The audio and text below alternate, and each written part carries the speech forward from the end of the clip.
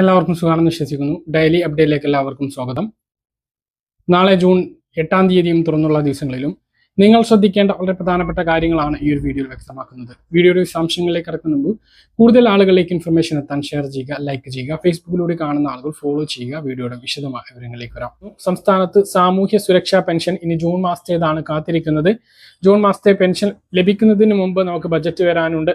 ഈ ബജറ്റിൽ പെൻഷൻ വർധനവ് ഉണ്ടാകുമോ, എത്രയാണ് ഉണ്ടാകുക എന്നൊക്കെ നമ്മൾ ആകാംക്ഷയോടെ കാത്തിരിക്കുമ്പോൾ നമുക്ക് നിലവിലുള്ള പെൻഷനോ അല്ലെങ്കിൽ വർദ്ധിപ്പിച്ച പെൻഷനോ ലഭിക്കുന്നതിന് വേണ്ടി ചില ആളുകൾക്ക് ചില കാര്യങ്ങൾ ചെയ്യുന്നതിന് വേണ്ടി അറിയിപ്പ് നൽകിയിട്ടുണ്ട്. അതായത് മുമ്പ് പറഞ്ഞിട്ടുള്ള അറിയിപ്പാണ് മാർച്ച് 31-ന് അവസാനിക്കേണ്ടത് ജൂൺ 30 വരെ നീട്ടിയതായിരുന്നു. ഭൂരിഭാഗം ആളുകളും ചെയ്തിട്ടുണ്ട്. അതുകൊണ്ട് തന്നെ എല്ലാവരും പാനിക്കാവേണ്ടതില്ല. നിങ്ങൾക്കിത് ചെയ്യണമോ വേണ്ടയോ എന്ന് സേവന വെബ്സൈറ്റിൽ പരിശോധിച്ചാൽ അറിയുന്നതാണ്. ഒന്നാമത്തേതായിട്ട് 2019 ഡിസംബർ 31-ന് മുമ്പ് പെൻഷൻ അനുവദിച്ച്, അതായത് അതിനു മുമ്പെല്ലാം പെൻഷൻ ലഭിക്കുന്ന ആളുകൾ വരുമാന സർട്ടിഫിക്കറ്റ് സമർപ്പിക്കാൻ പറഞ്ഞിരുന്നു. ഒരു തവണയെങ്കിലും വരുമാന സർട്ടിഫിക്കറ്റ് സമർപ്പിക്കാത്തവരാണ് വരുമാന സർട്ടിഫിക്കറ്റ് സമർപ്പിക്കേണ്ടത്. അങ്ങനെയുള്ള ആളുകൾ ഈ മാസം 30-ന് മുമ്പ് വരുമാന സർട്ടിഫിക്കറ്റ് സമർപ്പിക്കേണ്ടതാണ്. 2020 ജനുവരി മുതൽ പെൻഷൻ ലഭിച്ചു തുടങ്ങിയിട്ടുള്ള ആളുകൾക്ക് വരുമാന സർട്ടിഫിക്കറ്റിന്റെ ആവശ്യവും ഇല്ല. മറ്റൊന്ന്, വിധവ, അവിവാഹിത പെൻഷൻ വാങ്ങുന്ന ഗുണഭോക്താക്കളുടെ വിവാഹിതയല്ല അല്ലെങ്കിൽ പുനർവിവാഹിതയല്ല എന്ന നോൺ മാരേജ് സർട്ടിഫിക്കറ്റ് സമർപ്പിക്കുന്നതിനുള്ള സമയപരിധിയും ജൂൺ 30-ന് അവസാനിക്കുന്നതാണ്. ഇനിയും നൽകാത്ത ആളുകൾ അതും നൽകാൻ വേണ്ടി ശ്രദ്ധിക്കുക. മാർച്ചിന് മുമ്പ് നൽകിയിട്ടുള്ളവർ വീണ്ടും നൽകേണ്ടതില്ല. അപ്പൊ ഇതാണ് രണ്ട് രേഖകൾ സമർപ്പിക്കുന്നതുമായി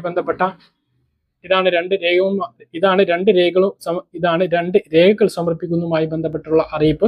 പഞ്ചായത്തിൽ വിളിച്ചാലോ മെമ്പറോട് ചോദിച്ചാലോ ഈ കാര്യം അറിയില്ല. കാരണം ഇത് മുമ്പ് പറഞ്ഞിട്ടുള്ള കാര്യമാണ്.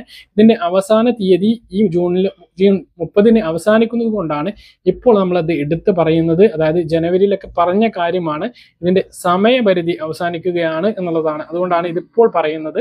ഇത് കഴിഞ്ഞാൽ ആ ഒരു പെൻഷൻ താൽക്കാലികമായി റദ്ദാവാനുള്ള സാധ്യതയുണ്ട് എന്നുള്ളതാണ്.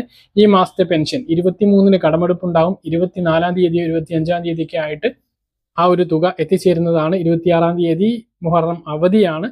അതിനു മുമ്പ് ഒരു തുക ബാങ്ക് അക്കൗണ്ടിലേക്ക് തുക വിതരണം ആരംഭിക്കുന്നതാണ്. ജൂലൈ 5-നുള്ളിൽ എല്ലാവർക്കും ബാങ്ക് കയ്യിലും പെൻഷൻ വിതരണം പൂർത്തീകരിക്കുന്ന തരത്തിലാണ് ഉണ്ടാകുക. അപ്പോൾ വർദ്ധിപ്പിച്ച പെൻഷനാണോ ലഭിക്കുക, അതോ നിലവിലുള്ള 2000 രൂപയാണോ എന്നുള്ളത് നമുക്ക് കാത്തിരുന്ന് കാണാം. കെട്ടിട നിർമ്മാണ തൊഴിലാളി പെൻഷൻ ഈ മാസം ഒരു ഗഡു ലഭിക്കും എന്നുള്ളതാണ് വിവരം. ബാക്കിയുള്ള പെൻഷനിന്റെ കാര്യങ്ങളൊന്നും കൃത്യമായിട്ട് അറിഞ്ഞിട്ടില്ല. എന്തെങ്കിലും സൂചനകൾ ലഭിച്ചാൽ നിങ്ങളെ അറിയിക്കുന്നതാണ്. മെയ് മാസത്തിലെ കേന്ദ്ര വിഹിതം 300, 200, 500 കുറവുള്ള ആളുകൾക്ക് ഇപ്പോൾ അതിന്റെ വിതരണം കഴിഞ്ഞ ദിവസം മുതൽ അതിന്റെ വിതരണം ആരംഭിച്ചിട്ടുണ്ട്. ആ ഒരു തുക കിട്ടിയിട്ടുള്ള ആളുകൾ താഴെ ഒന്ന് കമന്റ് ആയിട്ട് രേഖപ്പെടുത്തുക. വീട്ടിൽ ഉപയോഗിക്കുന്ന ഗാർഹിക പാചകവാതക സിലിണ്ടറിന് വീണ്ടും കേന്ദ്ര സർക്കാർ, പൊതുമേഖലാ എണ്ണ കമ്പനികൾ വില വർദ്ധിപ്പിച്ചിരിക്കുകയാണ്.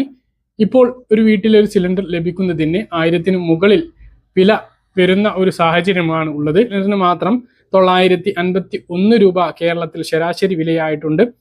നമ്മുടെ രാജ്യത്തും നമ്മുടെ സംസ്ഥാനത്തും ഗ്യാസ് സിലിണ്ടറുകൾ ഉപയോഗിക്കുന്നതിന് കടുത്ത ക്ഷാമം നേരിട്ടുകൊണ്ടിരിക്കുന്ന പശ്ചാത്തലത്തിൽ വീണ്ടും വില വർദ്ധിച്ചിരിക്കുകയാണ്. ഏതാനും മാസങ്ങളിലായിട്ട് ഗാർഹിക സിലിണ്ടറിനും വാണിജ്യ സിലിണ്ടറിനും വില കൂടുകയായിരുന്നു.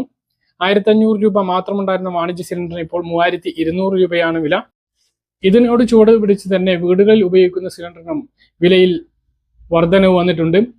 721 രൂപ ഉണ്ടായിരുന്ന സിലിണ്ടറിനാണ് ഇപ്പോൾ 951 രൂപയിലേക്ക് എത്തിയിട്ടുള്ളത്.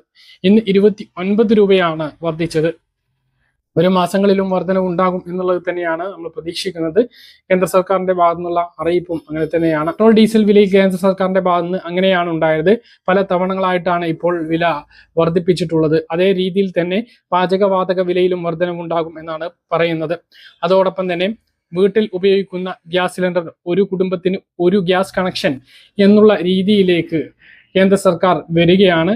അതായത് നമ്മുടെ വീടിന് പരിസരത്ത് പൈപ്പ് ലൈനിലൂടെ ഗ്യാസ് കടന്നു പോകുന്നുണ്ട് എങ്കിൽ, നമുക്കത് അവൈലബിൾ ആണ് എങ്കിൽ അതിലേക്ക് നിർബന്ധമായിട്ടും മാറണം എന്നാണ് കേന്ദ്ര സർക്കാർ ഇപ്പോൾ അറിയിച്ചിട്ടുള്ളത്. ഇതിലേക്ക് മാറിയിട്ടില്ല എങ്കിൽ നമുക്ക് നോട്ടീസ് ലഭിക്കുകയും അതിലേക്ക് മാറുകയും വേണം. പൈപ്പ് ലൈനിലൂടെയുള്ള PNG എടുത്തു കഴിഞ്ഞതിന് ശേഷവും ഗ്യാസ് സിലിണ്ടറുകൾ തിരിച്ച് ഏൽപ്പിക്കാത്തവർക്ക് ഫൈന് ഈടാക്കുന്ന നടപടി ഉണ്ടാകും. നമ്മൾ PNG കണക്ഷൻ എടുത്തു കഴിഞ്ഞാൽ നമ്മുടെ LPG കണക്ഷൻ റദ്ദാക്കണം. അതിന് അതാത് ഗ്യാസ് ഏജൻസിയുടെ സൈറ്റിൽ കയറിയിട്ട് അത് റദ്ദാക്കുകയും സിലിണ്ടറുകൾ തിരിച്ചേൽപ്പിക്കുകയും വേണം എന്നുള്ളതാണ് ഏറ്റവും പുതിയ അറിയിപ്പ്. അതോടൊപ്പം തന്നെ നമുക്കിപ്പോൾ ഗ്യാസ് സിലിണ്ടറുകൾ ലഭിക്കുന്നതിന് ഗ്രാമപ്രദേശങ്ങളിൽ 45 ദിവസത്തെ ഇടവേളയാണ് ബുക്കിങ്ങിന് ഏർപ്പെടുത്തിയിട്ടുള്ളത്. അത് തുടരും എന്ന് തന്നെയാണ്. നഗരപ്രദേശങ്ങളിൽ 25 ദിവസവുമാണ്. അതിൽ മാറ്റം വന്നിട്ടില്ല. പശ്ചിമേഷ്യൻ യുദ്ധത്തിന്റെ സാഹചര്യത്തിൽ ഇത് ഇങ്ങനെ തന്നെ തുടരും എന്നുള്ളതാണ്. മറ്റൊരു പ്രധാനപ്പെട്ട കാര്യം, KYC ചെയ്യാത്ത ആളുകൾ തീർച്ചയായിട്ടും അത് ചെയ്യണം. ഇനി അങ്ങോട്ട് ഗ്യാസ് സിലിണ്ടറുകൾ ലഭിക്കുന്നതിന് ഈ ഒരു KYC നിർബന്ധമായിട്ട് വരികയാണ്. മാസങ്ങൾക്ക് മുമ്പ് ചെയ്തിട്ടുള്ളവർ വീണ്ടും ചെയ്യേണ്ടതില്ല. ഇത് KYC ചെയ്യാൻ പറഞ്ഞിട്ട് ഒരിക്കലും ചെയ്യാത്ത ആളുകളാണ് ആ കാര്യം ചെയ്യേണ്ടത്. ഉജ്ജൽ യോജന കണക്ഷൻ ഉള്ള ആളുകൾക്ക് 300 രൂപ സബ്സിഡി ലഭിക്കുന്ന ആളുകൾക്ക് എല്ലാ വർഷവും ഇത് ചെയ്യണം എന്നുള്ളതും ഓർമ്മിപ്പിക്കുന്നു. അവർ കഴിഞ്ഞ വർഷം ചെയ്തിട്ടുള്ളവർ വീണ്ടും ചെയ്യേണ്ടതുണ്ട്. ഇല്ലെങ്കിൽ സബ്സിഡി 300 രൂപ മുടങ്ങിപ്പോകുന്ന സാഹചര്യം ഉണ്ടാകും. ഇതാണ് ഗ്യാസ് സിലിണ്ടറുമായി ബന്ധപ്പെട്ട ഏറ്റവും പുതിയ അറിയിപ്പ്. പറഞ്ഞ കാര്യങ്ങൾ കൃത്യമായിട്ട് മനസ്സിലാണെന്ന് കരുതുന്നു. ഇതുപോലെ ഇൻഫർമേഷൻ ലഭിക്കാൻ ചാനൽ സബ്സ്ക്രൈബ് ചെയ്യുക, ബെൽ ഐക്കൺ എനേബിൾ ചെയ്ത് വെക്കുക. മറ്റൊരു വീഡിയോയുമായി നമുക്ക് വീണ്ടും കാണാം. ദൂരേക്കും ബൈ.